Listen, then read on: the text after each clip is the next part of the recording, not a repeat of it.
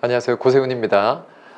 오늘 선생님들 6월 21일 오전에 시험 치시느라 너무 수고 많으셨습니다. 지난 7월부터 시작해서 국가직을 거쳐서 오늘 지방직까지 선생님들이 대략 11개월 가량 선생님들이 공부하시느라 너무너무 고생 많으셨고 오늘 시험 치시느라 너무 수고 많으셨습니다. 오늘 선생님들이 치르셨던 교육학 개론의 부분에 대해서 제가 해설 강의를 하고 또 전체적으로 마지막에 시험에 대한 간단한 총평까지 함께 선생님들과 나누고자 합니다. 오늘 선생님들이 보셨던 문제들을 같이 조금 1번부터 간단하게 들여다보고 총평까지 이어가겠습니다. 자, 그러면 1번부터 보겠습니다. 자, 1번 문제는 다음 설명에 해당하는 고려시대 교육기관은 물었습니다. 그래서 여기 성종 11년에 설립되었다 했는데 고려시대 교육기관이니까 고려시대 교육기관은 고등교육기관에 뭐가 있었다? 국자감이 있었습니다. 자, 그 다음 중등교육기관으로 뭐가 있었어요? 관악으로 국자감, 그 다음 사학, 그 다음 지방에는 향교가 있었습니다. 그 다음 사학으로는 뭐가 있었습니까? 12도가 있었고요. 그 다음 서당이 있었습니다. 그래서 큰 틀에서 보면 고려시대 교육기관 중에 육학으로 구성되었고 교과목으로 효경, 논어 등이 있었다. 그래서 논어와 효경을 가르치는 교과목으로 있었던 고등교육기관, 교육기관은 국자감에 해당합니다. 그래서 3번이 맞죠. 국학은 신라시대고요. 경당은 고구려. 그 다음 유경공원은 가보개혁 이전에 1886년도에 1883년도에 통변학교, 그러니까 통역학교죠. 통역학교를 시작했던 동문학에서 1886년 유경공원으로 발전하죠. 이후에 1895년도에 한성영어학교로 바뀌기 전까지 영어 외국어 교육에 관련된 기관의 흐름이 유경공원을 중심으로 이루어졌습니다. 아주 중요하죠. 그래서 답은 국자감입니다. 여기서 아주 중요한 게 육학입니다. 육학 우리가 국자원에서 배웠던 것처럼 경사육학이라고 부르죠. 그래서 국자학, 태학, 사문학 여기까지가 유학부. 그렇죠. 그다음 기술학부에는 율학, 서학, 산학. 그래서 이 여섯 가지 각각 유학부 3학과 그다음 기술학부 3학을 합쳐서 우리가 육학 또는 경사육학이다 이렇게 불렀습니다. 그래서 국자감에 관한 내용, 그래서 어렵지 않은 문제가 출제가 되었죠. 2번으로 가겠습니다.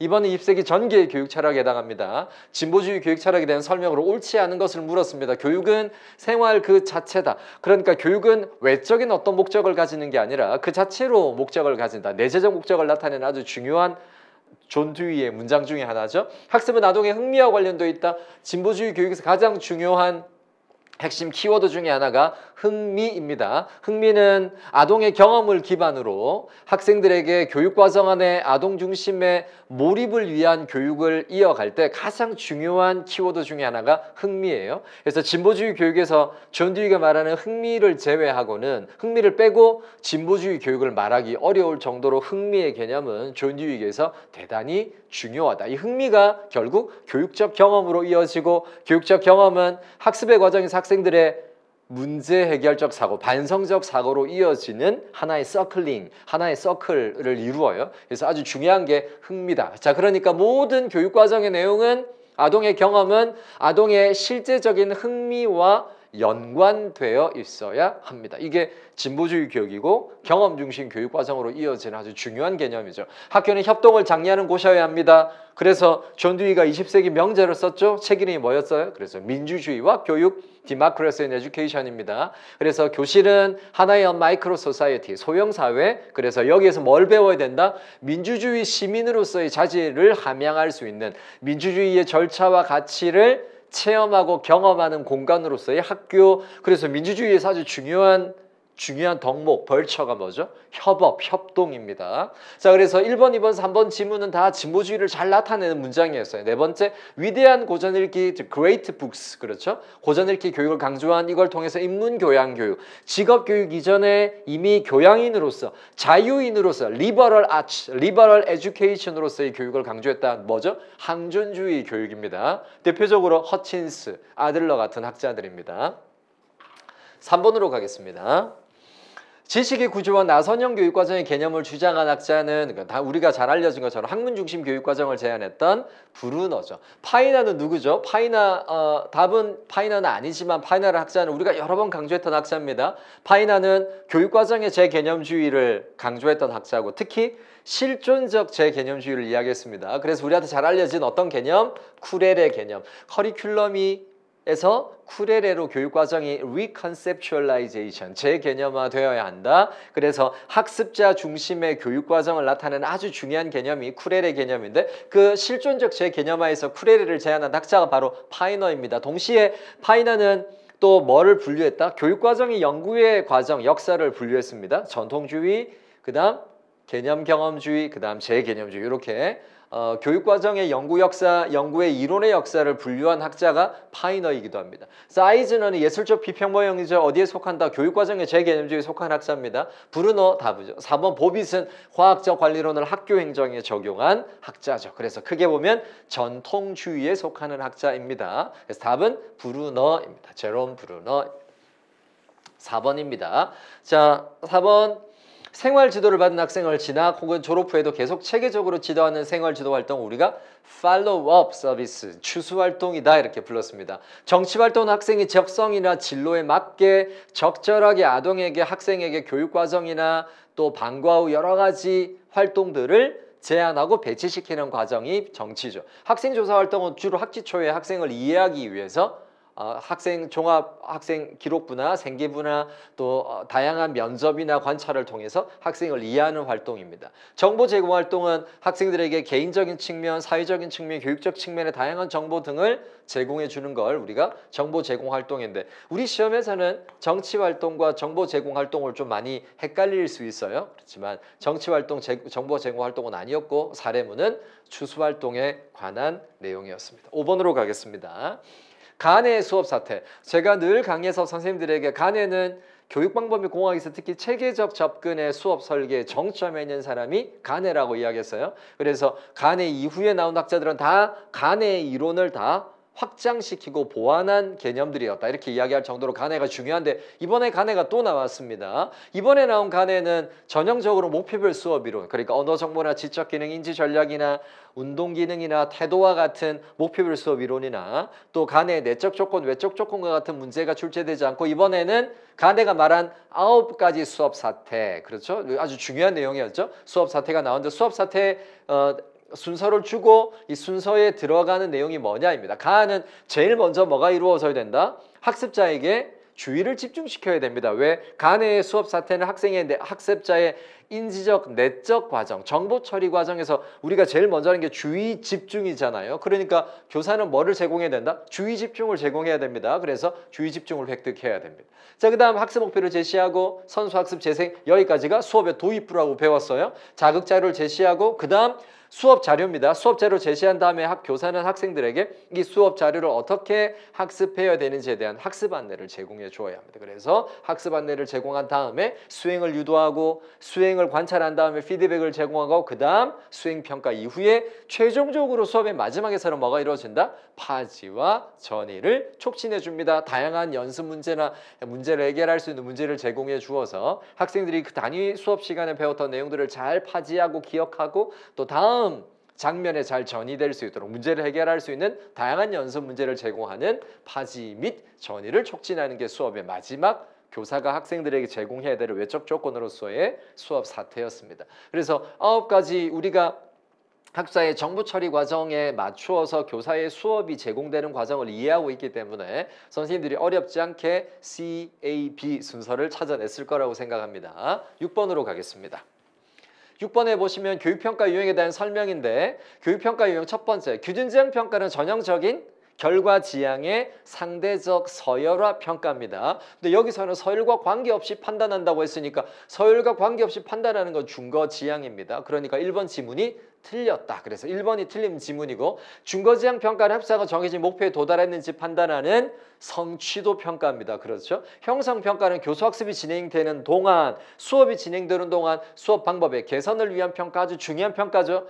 종합평가는 학기 말이나 학년 말에 교육 목표의 달성 정도를 최종적으로 혹은 종합적으로 평가해주는 평가를 종합평가다 이렇게 부릅니다. 그래서 가장 전형적인 준거지향, 규준지향, 그 다음 진단, 형성, 종합 중에 진단만 제외하고 교육평가에 관한 설명을 가장 중요한 평가의 가장 대표적인 평가 유형들을 출제했습니다.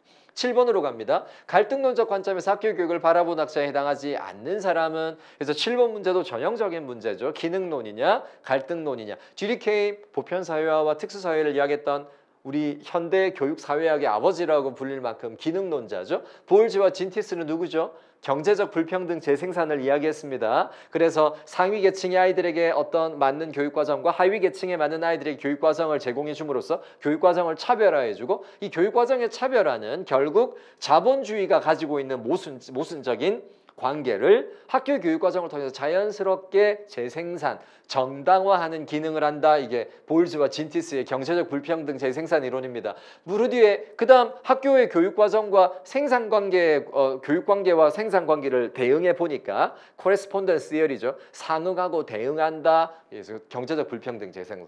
부르디에는 전형적으로 모든 교육과정은 상위 계층의 혹은 지배 집단의 문화를 매개로 학생들에게 교육과정이 전달되는 과정을 통해서 상위 계층 혹은 지배 집단의 문화가 재생산되는 방식으로 사회가 통제되고 질서가 유지되는 방식으로 설명하는 걸 피에르 부르디에의 문화적 불평등 재생산 이론으로. 그래서 여기서 나오는 아주 중요한 개념이 우리 시험에도 여러 번 나왔던 것처럼 상징폭력, 그 다음 아비투스 개념이었습니다.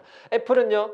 똑같이 문화를 매개로 교육과정이 진행되는데 특히 이데올로기라는 개념을 가지고 확장합니다. 특히 막스의 프랑스 막스주의자였던 알티세르의 개념을 가지고 헤게모니라는 개념으로 확장시켜요. 자, 그래서 기본적으로 교육과정에서 다루는 내용이 지배 집단의 문화와 내용인데 이 문화를 취득함으로써 사람들은 기본적으로 다른 사람과의 관계에서 뭘 가진다? 어떤 정치적인 권력을 취득하게 돼요. 그래서 교육과정에서 특정 집단과의 관계가 자연스럽게 이데올로기를 중심으로 매개된다고 설명하는 게 애플의 문화적 헤게모니 이론입니다. 그래서 이걸 위해서 우리가 뭘 해야 된다?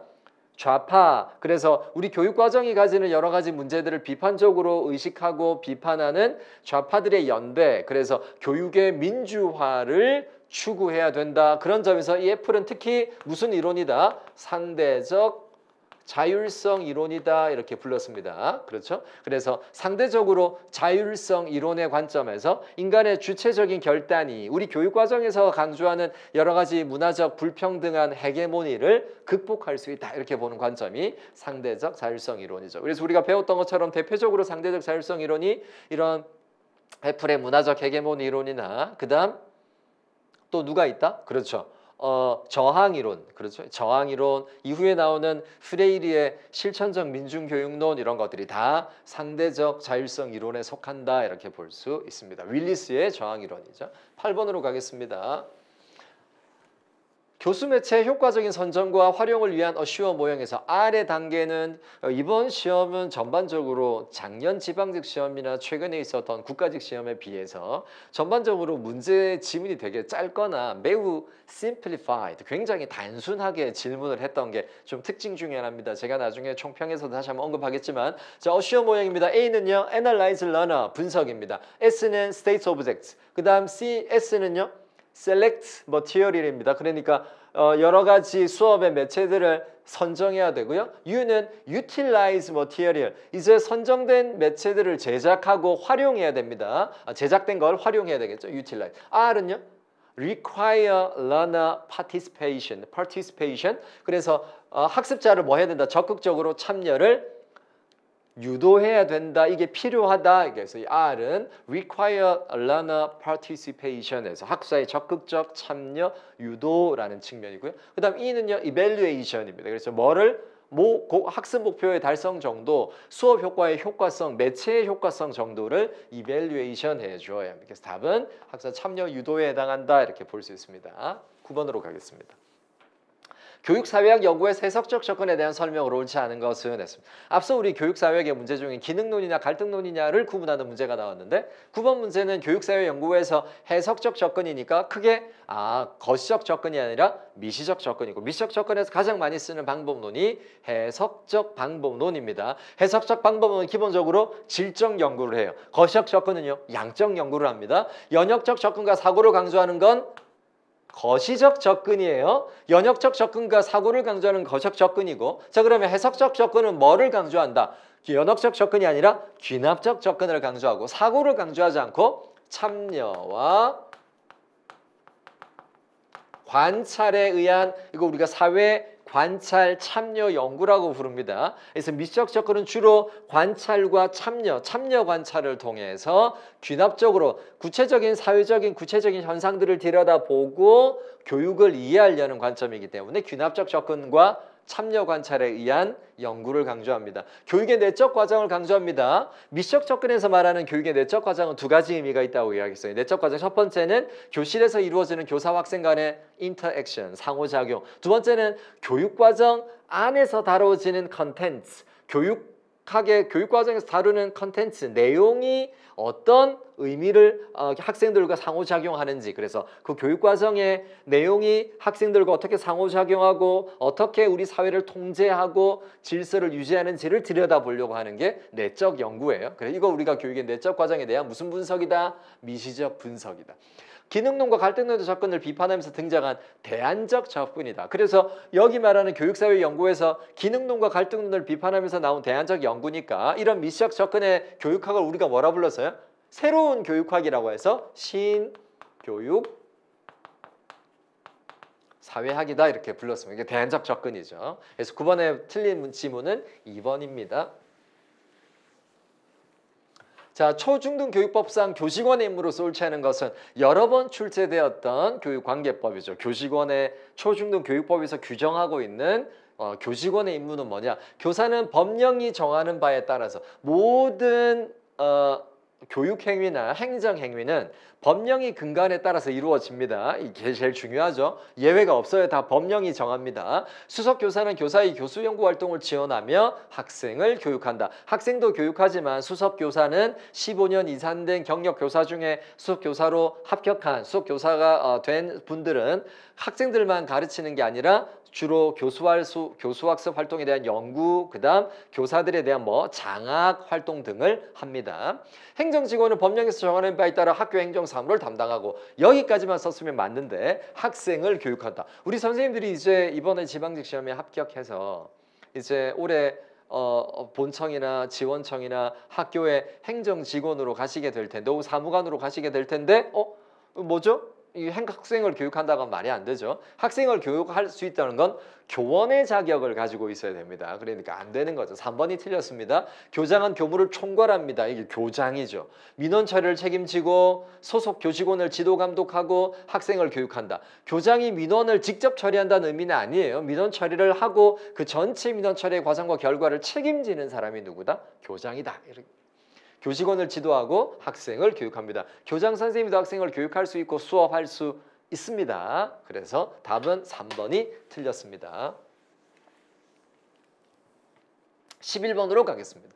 아까 우리가 방금 봤던 교육평가의 유형에 관한 출제가 되었다면 11번 문제는 교육평가 유형 중에도 아주 중요한 지금 현행 교육과정 2022 개정 교육과정에서 아주 중요하게 생각하는 수행평가가 출제되었습니다. 수행평가는 실험 실습은 자연과학 분야에서 많이 사용된다 그렇죠. 주로 이제 자연과학 분야에서 사용되는 실험 실습 같은 것들을 학교에서 평가의 형태로 제안하는 게 수행평가죠. 면접에서는 평가자가 학생과의 대화를 통해 정보를 수업합니다. 이것도 일종의 수행평가에 해당합니다. 직접 수행을 들여다보니까 선생님들이 이제 1차를 합격을 하면 2차 면접을 봐야 돼. 2차 면접은 수행평가에 해당합니다. 세 번째 토론법은 특정 주제에 대한 학생들의 토론을 보고 평가합니다. 이때 아주 중요한 게 수행평가는 특정 상황, 구체적인 상황, 특정 상황에서 학생들의 직접적 수행을 교사가 뭐 하는 거다? 관찰하고 그 관찰에 의해서 판단하는 평가가 수행평가입니다. 그러니까 계속 관찰하고 평가하고 나오죠. 다 이렇게 이런 조건을 만족한다면 모든 것이 다 뭐가 될 수 있다?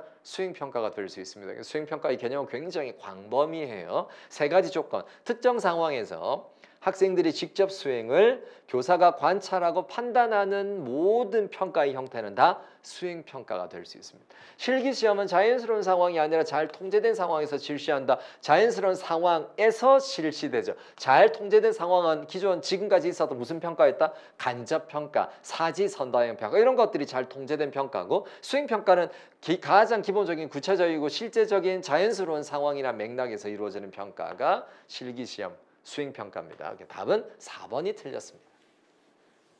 12번 지능이론이나 검사에 대한 설명으로 옳은 것은입니다. 자, 12번은 크게 보면 너무 뚜렷하게 틀린 것들이 많이 있어서 그러니까 옳지 않은 것을 고르는 게 아니라 옳은 것을 고르니까 옳지 않은 걸 고르는 것보다 옳은 걸 고르는 게 더 어렵겠죠. 그래서 12번 문제는 그래도 전체적인 문제 중에서 처음으로 조금 들여다봐야 되는 문제가 12번 문제죠. 가드너는 세계 최초로 표준화된 지능검사를 개발했습니다. 가드너는 기본적으로 대안지능검사를 제안한 사람이죠. 표준화 검사를 비판하고 대안적인 지능검사를 제안한 사람이 가드너입니다. 세계 최초로 표준화된 지능검사를 개발한 건 우리가 잘 아는 것처럼 비내 시몽입니다. 그렇죠? 비내 시몽 검사입니다.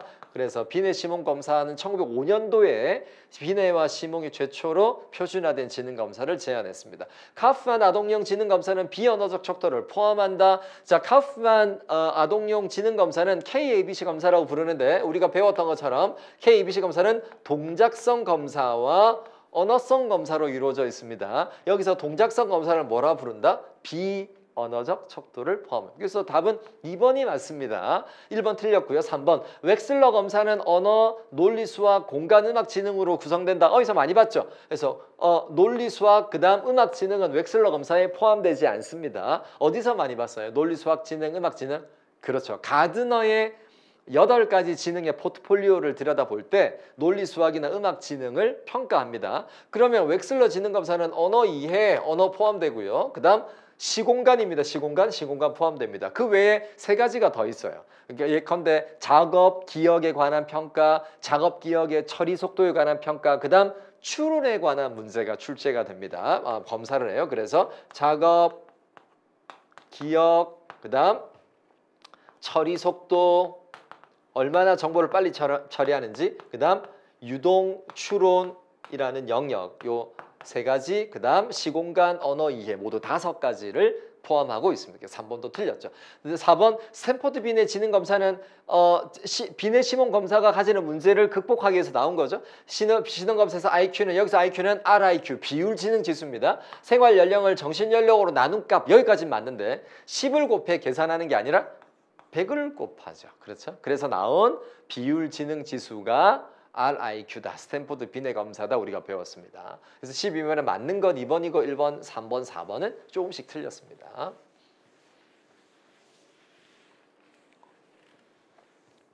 13번입니다. 다음 설명에 해당하는 강화 계획은 행동주의 학습 이론 중에 강화에 관한 내용이고 간헐적 강화 계획에는 크게 2가지가 있다고 우리가 배웠어요. 하나는 간격, 하나는 비율이다. 간격과 비율을 붙이는 조건은 하나밖에 없다. 간격일 때는 뭐에 초점이 있다? 강화에 초점이 있다. 비율은 어디에 초점이 있다? 학생의 반응에 초점이 있다. 학생의 반응에 초점이 있으면 비율을 붙이고요.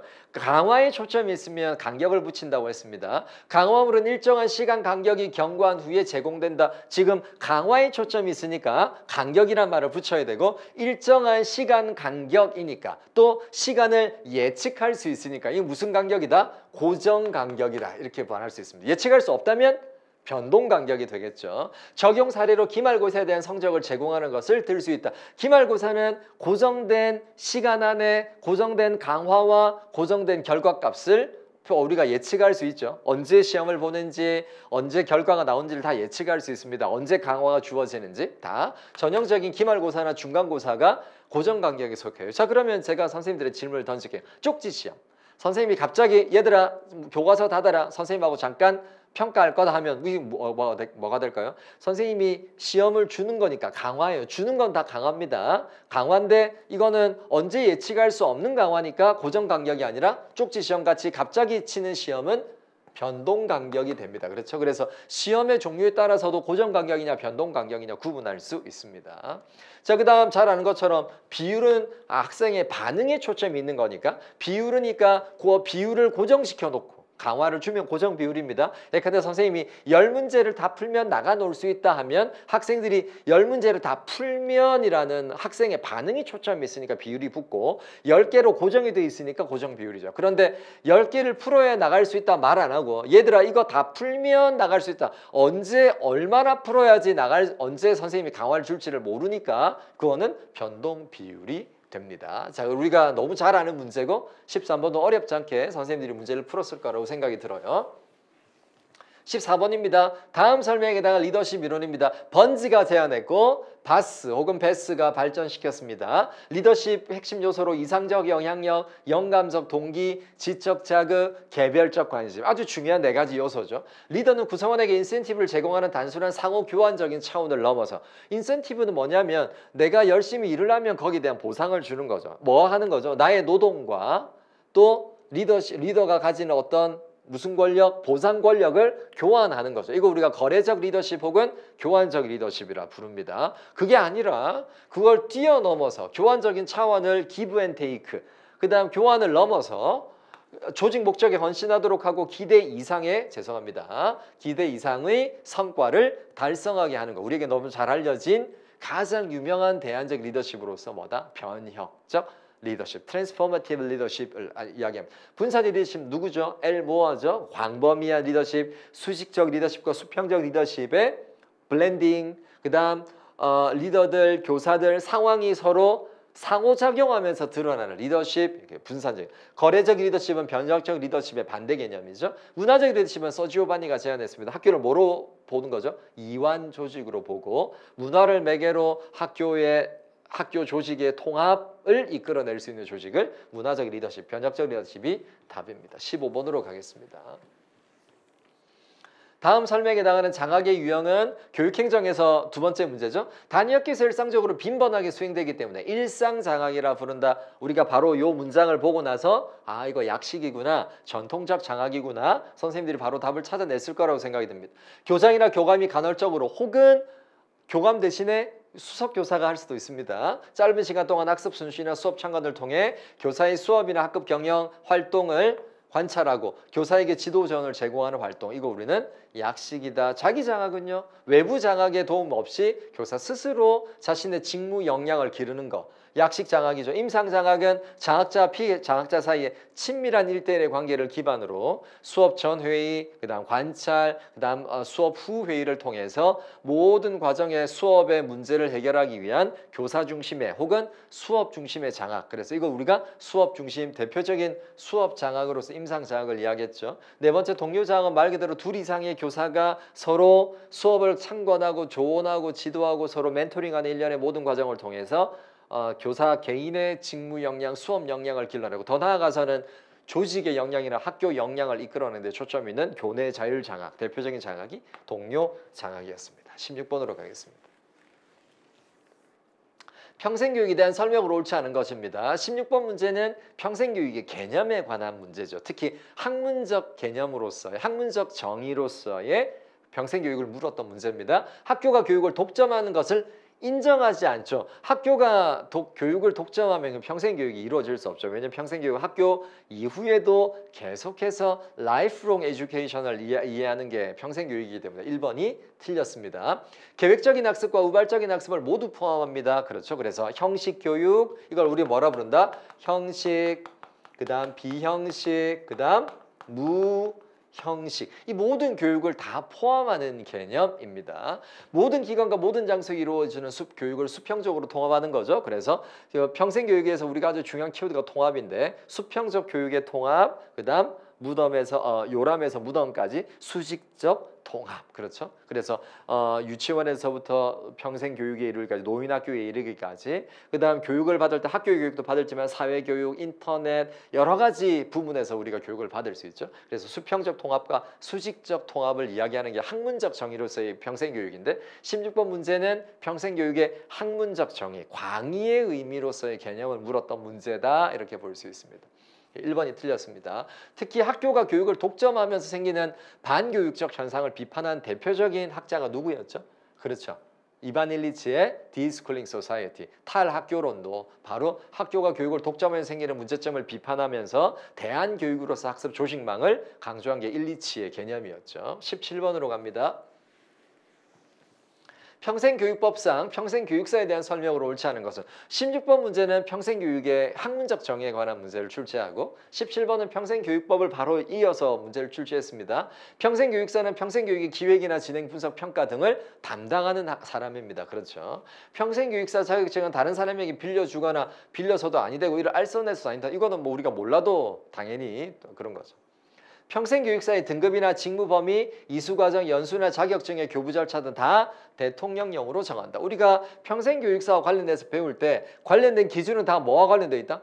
대통령령이라고 계속 우리가 매칭을 시켰습니다. 그렇죠? 그 다음 네 번째, 거짓이나 그 밖에 부정한 방법으로 평생교육사 자격을 취득하여 자격이 취소된 경우 그 자격이 취소된 날로부터 1년이 경과하면 다시 평생교육사가 될 수 있다. 1년인지 몇 년인지 정확히 잘 모른다 했더라도 1번, 2번, 3번이 우리가 뚜렷하게 답이기 때문에 답은 4번인데 또 선생님들 중에 명확하게 알았다면 더 확실하게 답을 선택했겠죠. 3년, 1년이 아니라 3년이 경과하면 다시 그 취득한 자격을 복권시켜 줍니다. 그래서 1년이 아니라 3년입니다. 18번으로 가겠습니다. 531 교육개혁. 이번 2025년도 지방직 시험, 지방직 9급 시험의 교육학개론 시험에서 가장 이례적인 범위의 이례적인 영역을 다룬 건 18번 문제가 유일하다 이렇게 볼 수 있습니다. 531 교육개혁은 1995년도에 선생님들이 지금 20, 30대 선생님들이 아실 수도 있겠지만 물론 이제 한국사에서 현대사를 배우셨다면 아시겠죠? 김영삼 대통령 문민정부 시기야. 이전에는 오랫동안 군부 독재였으니까 문민정부라고 우리가 부르는데 문민정부 시대에 발표한 게 531 교육개혁입니다. 이때 우리가 오늘날 가지고 있는 학교개혁의 중요한 단초들이 이때 많이 나왔었는데 교원 정년의 단축이라거나 교원 노조를 합법화한다거나 고교 평준화 정책은 1995년 531 정책의 결과는 아니고 이미 1970년대 군부 독재 시절, 박정희 군부 독재 시절에 지나친 학교 입시 과열을 막기 위해서 만들어 온 게 고교 평준화 정책입니다. 자, 근데 이건 우리가 또 어디서 배웠냐면 교육 평등의 네 가지 유형을 배웠잖아요. 교육 기회의 허용적 평등, 교육 기회 보장적 평등, 그다음 교육 과정의 평등, 교육 조건의 평등에서 우리나라가 실시한 게 고교 평준화하면서 우리가 배운 게 1970년대에 시작이 되었다라고 배웠잖아요. 그러니까 자연스럽게 이거 531하고는 관계없구나. 1995년도라고 줬으니까 얘는 이미 1970년대 시작해서 1980년대 다 전국적으로 교육 평준화가 완전히 안착이 됩니다. 그래서 고교 평준화 정책과 관련되어 있고요. 교육 복지 투자하고 다 531과 관련되어 있습니다. 얘만 1970년대에서 1980년대 초까지 이루어집니다. 그래서 18번 같은 경우에는 조금 우리나라의 교육개혁사에 관련된 문제도 앞으로 좀 계속 출제하려나 예전에 아주 오래전에 출제한 적이 있는데 아주 오랜만에 거의 한 10수년 만에 출제가 되었습니다. 그래서 531 교육개혁 방안 발표된 1995년 이후 조치도 있고 또 선생님들이 앞으로 2026년도를 이 해설 강의를 들으면서 앞으로 어떻게 공부해야 될지를 조금 보시는 선생님들 중에는 우리나라에 굵직굵직한 몇 개의 교육개혁의 시도들이 있었거든요. 예컨대 김대중 정부 이후에 나오는 국민의 정부에서 그다음 노무현 대통령의 참여 정부에서 이후에 이명박 정부의 또 자율화 조치 같은 것들이 대표적인 교육개혁의 큰 발자국이었는데 그런 것들도 좀 정리해 둬야겠다라고 저도 이번에 이 문제를 보고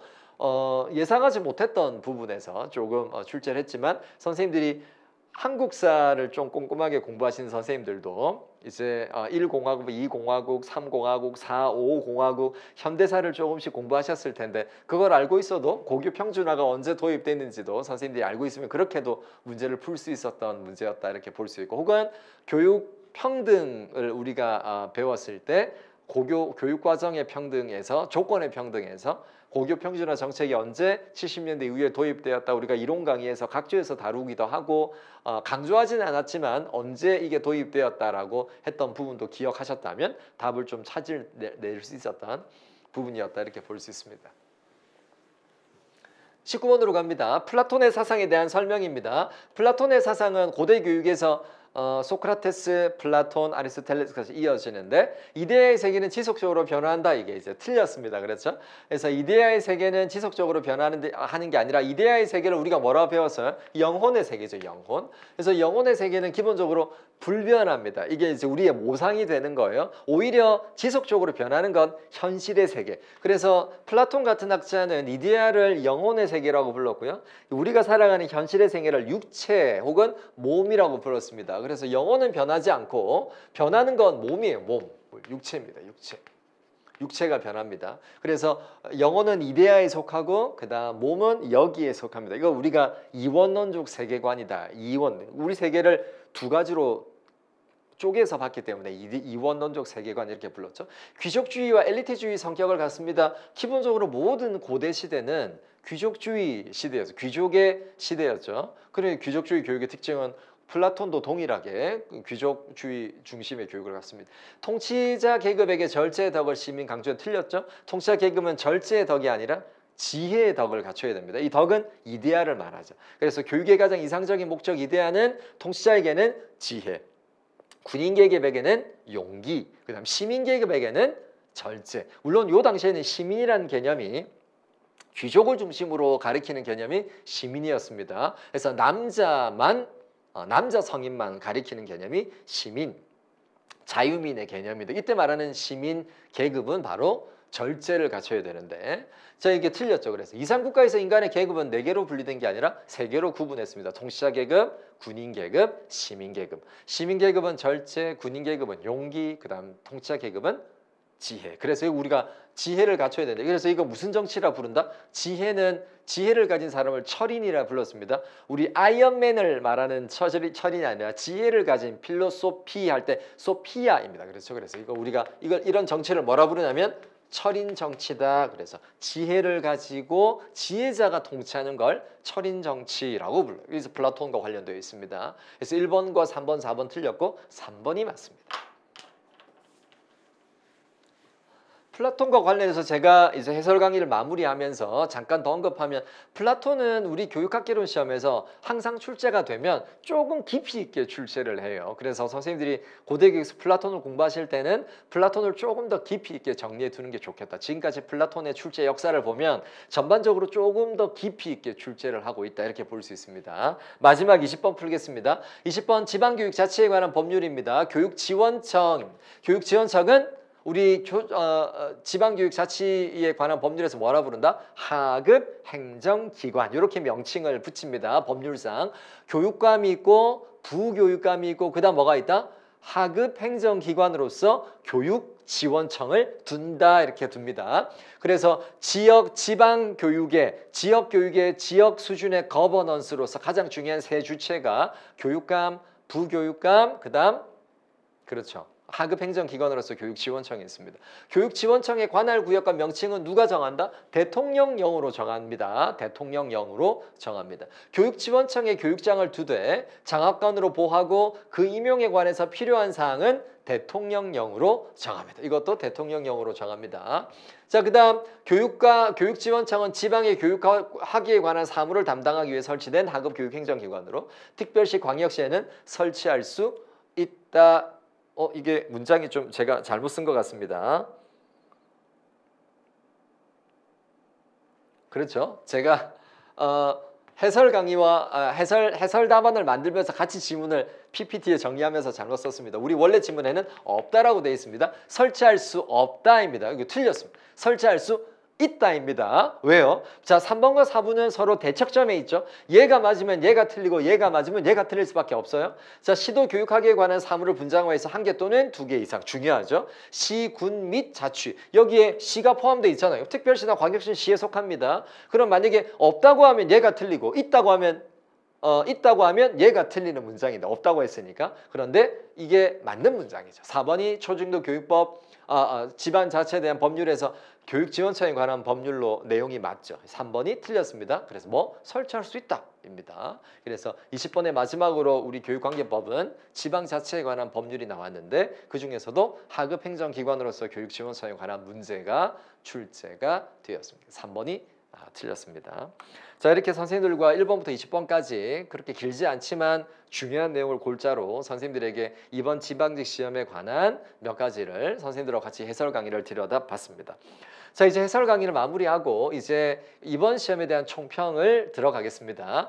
이번 2025년도 오늘 시행되었던 지방직 9급의 교육학개론의 시험을 일단 총평하자면 첫 번째, 작년의 지방직 시험에 비해서는 더 쉬워졌다 이렇게 볼 수 있습니다. 작년 지방직 시험이 우리가 어렵게 느꼈던 이유는 두세 문제 정도 애매하고 좀 모호한 문제도 있었지만 지문을 좀 어렵게 구성했고요. 또 무엇보다 조금 낯선 학자들, 우리에게 빈번하게 통용되거나 소비되거나 공부했던 학자들이 아니라 조금 낯선, 좀 덜 네임드, 그렇죠? 우리에게 좀 네임드 학자가 아니라 좀 더 덜 네임드 된 학자들이 출제돼서 우리에게 조금 어려움을 만들어 주었는데, 전체적으로 지문간 비교를 해보면 교육관계법 같은 경우에는 작년 지방직 시험의 교육관계법이나 올해 출제된 교육관계법 지문의 난이도는 거의 서로 비슷했다. 그렇게 어렵지 않은 정도의 난이도를 가지고 있다 이렇게 이야기할 수 있습니다.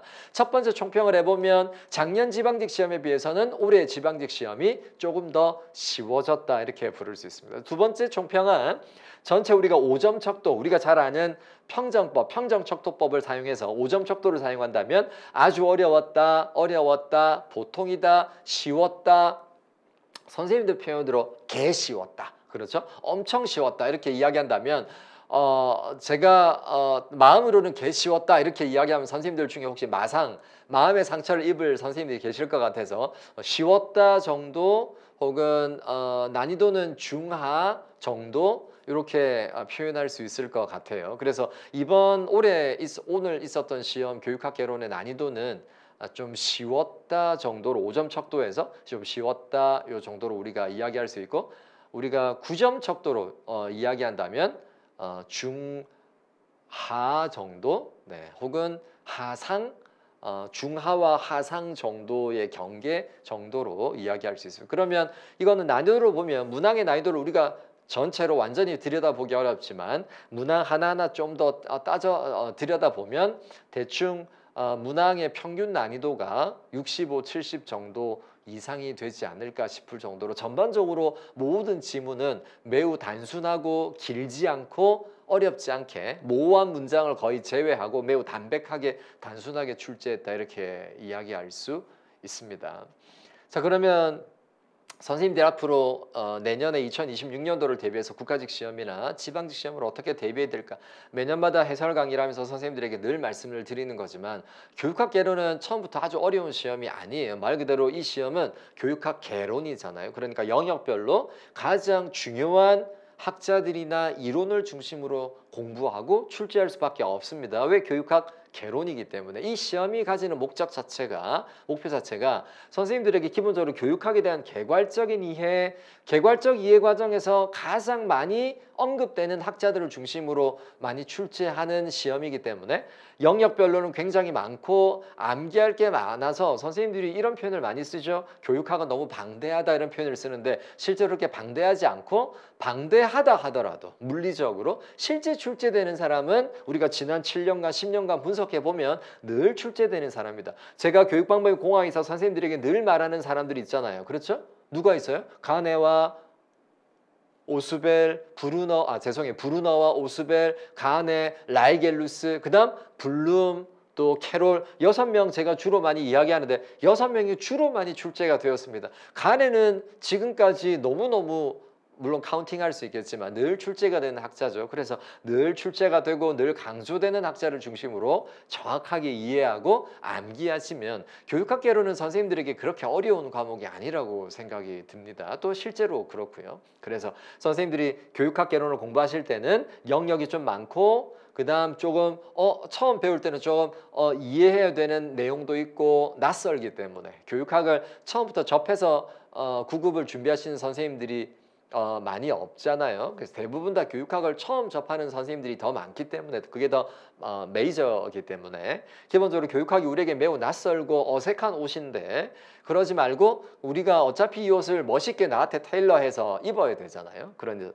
이 과정에서 선생님들이 많은 개념과 이론이 나오고 학자들의 이름을 매칭시켜야 되는 측면들이 있지만 결국에는 제일 중요한 학자, 소위 네임들을 중심으로 정리하면 선생님들이 교육학 개론에서 크게 훨씬 더 성공할 수 있고 만점에 가까운 혹은 만점, 오늘 시험 받고 우리 교육학 개론, 우리가 이제 이걸 공무원 칼리지라 부르잖아요. 우리 공무원 칼리지 3기 선생님들한테 연락을 많이 받았는데 너무 만점자가 많이 나왔습니다. 뭐 한두 개 아쉽게 틀린 선생님도 많이 계시지만 생각보다 제가 총평에도 썼지만 이번에 조금 만점자가 적지 않을 것 같다고 했는데 교육학 가지고 경쟁하기는 어려울 것 같고 다른 과목에서 당락이 결정될 수도 있겠다 싶을 정도로 교육학에서 조금 공부를 성실하게 했던 선생님들은 꽤 많이 만점이 나왔을 거고 또 실제로 만점을 받았다고 저한테 연락을 많이 주고 계신데 선생님들이 그렇게 기본적인 내용을 기반으로 베이직 오브 베이직스 그렇죠. 그래서 베이직을 중심으로 내가 어렵지 않다라고 생각하고 중요한 학자 강의에서 제가 강조하는 내용을 중심으로 잘 구조화해 두면 선생님들이 분명히 시험에서 좋은 결과를 가질 거라고 생각이 듭니다. 특히 선생님들이 총평을 통해서 또 한번 강조하고 싶은 부분은 선생님들이 교육학개론을 준비할 때 가장 많이 걱정하는 부분이 교육관계법인데 최근 몇 년간 교육관계법은 가장 중요한 법령을 중심으로 출제가 되고 있고 그렇게 어렵지 않게 출제가 되고 있습니다. 그러니까 교육관계법을 공부하는 것도 너무너무 걱정하지 말고 선생님들이 강의에서 다루는 교육관계법을 중심으로 기출문제나 단원별 문제나 실전 모의고사에서 다루는 문제를 중심으로 잘 정리해 두면 어떤 교육관계법 문제가 나와도 잘 대응할 수 있을 거라고 생각이 듭니다. 이 정도로 총평을 마무리해야 될 것 같습니다. 어쨌든 선생님도 오늘 너무너무 수고 많으셨고 또 이번에 1차 합격을 아마 기대하고 계실 분들이 많이 계실 텐데 1차 합격 이후에 2차 합격까지도 2차 면접까지도 성실하게 잘 준비하셔서 선생님들이 원하시는 좋은 결과들을 우리 선생님들 공무원 관리 3기 선생님들이 대부분 다 합격하실 수 있을 거라고 믿고 또 그렇게 기다리고 있겠습니다. 너무 수고 많으셨고요. 또 지난 11개월 동안 또 선생님들 너무 수고 많으셨습니다. 이렇게 오늘 해설 강의와 총평을 마무리하도록 하겠습니다. 수고 많으셨습니다.